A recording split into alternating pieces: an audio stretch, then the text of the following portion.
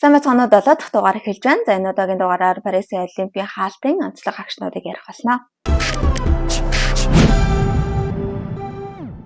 2017 онд олон улсын Олимпийн хорооноос Парис 2024-ийг зохион байгуулах ийм шийдвэрийг гаргасан. Ингээд энэ шийдвэрийн дагуу Парис 2024 нийт 18 хоногийн турш амжилттай зохион байгуулж юм гарагт хаалтаа хийлээ. За энэ удаагийн Олимпиар хамгийн их медаль авсан орноор Америк нэгдсэн улс шалгарсан. Гэхдээ 40 алт, 44 мөнгө, 42 хүрэл, нийт 126 медаль авсан байна. За тэгвэл дараах байрыг Хятад улс эзэлсэн. Нийтдээ 40 алт, 27 хүрэл, 24 мөнгө. За ингээд нийлээд 91 медаль авсан байна. 3 дахь байрыг Япон улс эзэлсэн байна. Гэхдээ нийт 45 медаль авсан байна. За ингээд Олимпийн хаалтын ёслын талаар ярьцгаая. За Олимпийн хаалтын ёслыг Францын Баатар гэгдэж байгаа тамирчин Леон Маршан эхлүүлсэн. За ингэхдээ DPF-ийн дуу мэдээж ард нь явж байсан. За энэс гадна яагаад Леон Маршанаар эхлүүлсэн бэ? Тэр яг хин юм бэ гэдэг талаарх бичлэгийг би өмнөх дугаарт хэлсэн байгаа. Тэгэхээр та хэдэд би линкийг тавья. Description-ээс ороод линкэн дээр дараад өмнөх бичлэгийг бас үзэж болно. За үүний дараа Парис 2024 Олимпийн наадамд оролцохоор ирсэн 10,500 орчим тамирчид үндэснийхээ хувцас, за спортын хувцас, ер нь хүндэтгэлийн хувцас өмсөд тэгээд тугтай гол талбайраа өөр алхсан. За энэ дунд мэдээж Алжир улсын тамирчин Иман Халиф байсан. Гэхдээ одоо хүртэл сошиалор яг Иман Халиф дургу байгаа хүмүүс дургуцлаа илэрхийлсээр байна. За ингэхдээ одоо алт аваад тахтай одоо алт авсанд нь сэтгэл хангалуун бус байна. Шудраг бус ийм олимп боллоо гэх мэтлэн иймэрхүү сэтгэл илэрхийлэх явдал бол сошиал орчинд цөөнгүй байна. За үүний дараа Францын Phoenix Air гэдэг хамтлагууд үзүүлбэрээ үзүүлсэн. За тайз чимэглийн хувьд бол маш гайхалтай, гоё шинэ одоо арай содон маягаар бас чимж чадсан гэж миний хувьд бол харагдаж байгаа. За энэний дараа 2028 наадмыг зохион байгуулах Лос Анжелес хотод Олимпийн талбайг одоо гартуулах ёслон арга хэмжээ болсон. За Америк нэгдсэн улсын дуучин Америк нэгдсэн улсын төрийн дуулалыг дуулсан. За ингээд төрийн дуулал явсны дараа Том Круз агаараас бууж ирсэн. За яг энэ үзүүлбэр маш олон үзэгчдэд таалагдж байгаа. Тэгээд яг жинхэнэ Холливуд үзүүлбэр байлаа гэд маш сэтгэл хангалуун байгаагаа сошиал орчинд хүмүүс бол илэрхийлж байгаа. За бууж ирсний дараа Симон Байлз тугийг авч цаашаа мотоциклтэй явсан. Тэгэхээр яагаад заавал Симон Байлз төгсөн талаар бас сонирхуулахад Америк нэгдсэн улсын Баатар тамирчин гэгдэж байгаа маш олон медалийн эзэн болсон. За түүнээс гадна бас түүний нөхөртэй холбоотой сенсацийг би өмнөх дугаарт оруулсан. Тэгэхээр өмнөх дугаарын линкээр та бүхэн ороод үзээрэй. За Том Крузийн үзүүлбэр үзэгчдэд маш их таалагдж концерт үргэлжилсэн. За улмаар Лос Анжелесийн Венесийн ирэг дээр Red Hot Chili Pepper, Billie Eilish, Dr. Dre, Snoop Dogg нарын үзүүлбэр эхэлсэн. За ингэхдээ үзүүлбэр таалагдаагүй улмаас зарим үзэгчид стадионыг орхиж гарсан. Яагаад гэхээр тэд нар амьдаар дуулаагүй. Өөрөөр хэлбэл эдгээр дуучид аль хэдийн бичүүлчихсэн. Тэгээд яг энэ бичүүлсэн бичлэгээл зүгээр явуулсан. Тэгээд мэдээж тэнцээ мөнгөө төлөөд нэгэнтээ үзүүлбэр үзэх гээд одоо Парист хэд хонж байгаа одоо ийм жуулчтай ч гэдэг юм уу те эдгээр үзүүлбэрүүд нь бол таалагдаагүй. Зүгээр нэг зурагтаар юм үзэх гэж ирж байгаа юм шиг бас санагдсан байх л та. Надад ч гэсэн бас мухал санагдах байсан. Нэгэнтээ тэнцээ төлбөр тасалбараа аваад ингээд үзэж байхад зүгээр дэлгэцээр юм харуулвал угаасаа сонирхолтой санагдах нь тодорхой. Тэгээд ер нь тайзыг маш олон хүн орхиж гарсан байна. За ёслын төгсгөл хэсэгт Леон Маршан 4-6 багийн гишүүнтэй хамт Томас Бахыг одоо үг хэлэхээс өмнө Олимпийн бамбарыг унтраагаад за салют буудуулсан. За яг энэ үеэр Францын алтартай дуучин, модель, ая зохиогч Изэлт гэдэг дуучин дуугаа дуулсан. За Изэлтийн талаар би бол өмнө мэддэггүй байсан. Бас Францын алтартай дуучин 29 настай ийм бас хөдөлмөрч бүсгүй юм байлаа. Изэлт дуучин Франк Синатрагийн классик дуу болох My Way-г дуулсан. Тэгээд Vogue сэтгүүл болон бусад ер нь алтартай сэтгүүлүүд дээр сайтуудаар ч гэсэн түүний хувцлалт маш цогцож байсан талаар онцолж бичсэн байлаа. Тэг үнэхээр яг харахаар хувцлалт нь дуучин Изэлтийн хувцлалт бол маш их цогцож байгаа юм шиг надад санагдсан. Яагаад гэхээр Франк Синатрагийн дуу нь яг классиктаа орчиж байгаа. Тэгэнгүүт классик хувцлалттай тэр хар одоо малгай тэр даашинсны материал ингээд харахаар жоохон нөгөө ямар материал гэдэг үлээ. Ямар материал лээ?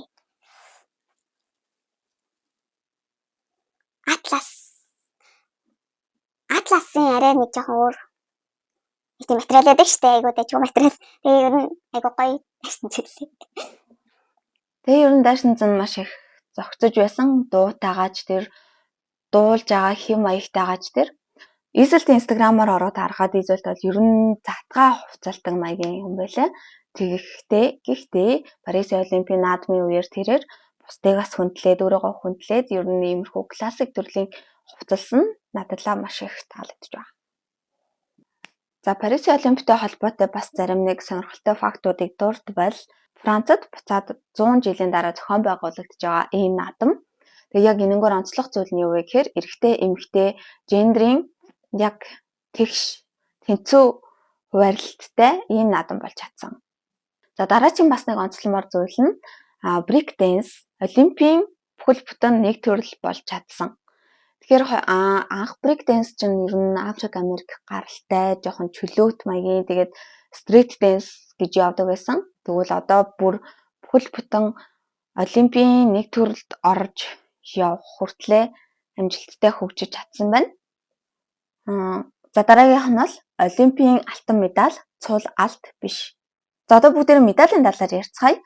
Медалийн яг энэ гол хэсэгт харагдаж байгаа ер нь энэ төмрөн хэсгийг бол Эвелин цамхагийг дахин засварлаж хэмчээлж байхдаа авч үлдсэн тэр төмрийн хилтерхийгээс оруулж хийсэн гэдгийг бол зохион бүтээгч онцолж байгаа.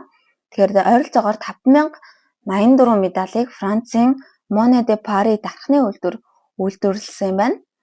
За алтан медалийн хувьд медаль төс бүр 455-аас 529 грамм жинтэй, 88 м диаметртэй, 9.2 мм цантай. Алтан медалийн 98.8% нь мөнгө. Үлдсэний хувь нь зөвхөн алтаар бүрсэн гэсэн үг. За мөнгөн медаль бол мөнгөн медаль. Хүрэл медалийг зис цайр, цагаан тугалаа зэргээр ашиглан уралсан байна. За Парисын Олимпийн нийт зардал одоо бүх юм ингээ нийлээд 9 тэрбум евро болж байгаа. Энэ нь Монгол төгрөгт үржүүлэх юм бол 33 их 80 төгрөг гэсэн үг. Тэгэхээр бусад улстай харьцуулахад Парисын Олимпийн энэ наадам Бээжингийн Олимпиас 4 дахин бага зардлаар зохион байгуулагдаж чадсан байна. За тэгвэл Олимпийн тамирчидаа хамгийн их мөнгө төлдөг улсаар Хонконг, Сингапур, Тайвань орсон байна. За одоо яг харагдаж байгаа энэ хүснэг дотор хэдэн төгрөг яаж өгдөг талаар та бүхэн харж байна. За тухайлбал Хонконг гэхэд $765,800 $800 өгч байна. За тэгвэл үүнээс гадна Казахстаны Олимпийн тамирчин алтан медаль хүртсэн тохиолдолд дээрх мөнгөн хэмжээ өгөхөөс гадна орон сууц асуудаг юм байна. Малайзийн үндэсний спортын зөвлөлөөс алтан медаль хүртсэн тамирчдад мөнгө өгөхөөс гадна тансаг зэрэглэлийн орон сууц эсвэл нэмэлт мөнгөн шагнал гартуулдаг юм байна. За тэгвэл өмнө солонгосын медальтнууд мөнгөн шагналаас гадна тэтгэмж олгодог. Ингэхдээ алтан медаль хүртсэн тамирчид 63 сая вон буюу 43288 Америк долларын мөнгөн шагналаас гадна бүр насан туршдаа сар бүр 1 сая воны тэтгэмж авдаг юм байна. Харин мөнгөн медальтай хүртсэн тамирчид 35 сая вон, хүрэл медалийн эзэд болсон тамирчид 25 сая вон авдаг юм байна. За гэхдээ бас Олимпийн тамирчидаа ямар ч шагнал урамшуул өгдөггүй улсууд бас байгаа. Тухайлбал ийм улсад Их Британи, Норвеги зэрэг улсууд багтдаг юм байна. Парисын Олимпийн хаалттай холбоотой мэдээлэлүүд ийм байна. Тэгээ та нарт бас ямар санагдсан, та нартаас яг аль үзүүлбэр нь илүү таалагдсан гэдгийг комент хэсэгт бас бичээрэй. Юу гэж бодож байна? Монголынхаа тамирчдыг бас хэр дэмжив? За дараагийн дугаартаас яг юу яриулмаар байгаагаа бичиж болно. За өмнөх дугаар дээр Камила Валиеваг бас илүү дэлгэрэнгүй яриад өгөөч гэж бичсэн болохоор би энэ удаагийн дугаартаа Камила Валиевагийн талаар жоохон мэдээлэл оруулж байгаа. За 2006 оны 4 сарын 26-нд Оросын улбаны улсын Татарстаны нийслэл Казан хотод төрсөн. Бүр 3 настайгаасаа эхлээд урангуулгалтаар ингэж хичээлж эхэлсэн юм билээ. Тэгээд ээж аав нь анх санаа зовоод би султай хүн болчихноо. Спорт урлагаар жоохон хөгжүүлээгээд охиноо бүжиг тэгээд урангуулгалт хоёр руу оруулж исэн юм байна. Тэгээд өөрөөр нь сонголт хийлгээд за чи бүжгээр ямар байна уу? Урангуулгалтаар ямар байна уу гэхэд Камила мэдээж урангуулгалт нэлээд сонирхолтой санагдаад тэгээд бүжгээ төр орхиод ингээд 100% урангуулгалтаар хичээлж эхэлсэн юм байна. Валиева урангуулгалтын түүхэнд богино үзүүлбэрт 90-с дээш, чөлөөт үзүүлбэрт 185-аас дээш оноо авч нийтдээ 272-ыг давсан ганцаарчилсан төрлийн анхны урангуулгагч болж байсан юм байна. Тэгэхээр Бээжин 2022 Олимпийг бас онцлоод өгөөрэй гэсэн. Тэгэхээр энэ дээр нэмж хэлэх мэдээлэл юу вэ гэхээр 2022 оны 2 сарын 15-нд урангуулгалтын эмэгтэйчүүдийн ганцаарчилсан богино үзүүлбэр болж байсан. Тэгээд энд Камила оролцохдоо 15 настай байсан. Тэгэхээр одоо допингийн шинжилгээнд бүдэрч хиллүүдийн хил амны бай болж байсан ч тэрээр өөрөөх нь яг чаддаг юмаа бүр 100% батлан харуулад бүх улсын одоо тамирчдаас дээгүүрт чагсаж 1-р байр эзэлж чадсан. За ингээд 1-р байранд шалгарсны сацуу яг тухайн үед юу болж гисэн бэ гэхээр 2022 оны Бээжингийн Олимпийн үеэр түүнээс шинжилгээ сорьц авсан. За тэгээ яг энэ үед Валиевагаас травматизидийн илэрсэн. Энэ нь яг яадаг вэ гэхээр тамирчны зүрхний ачааллыг бол дэмждэг юм байна.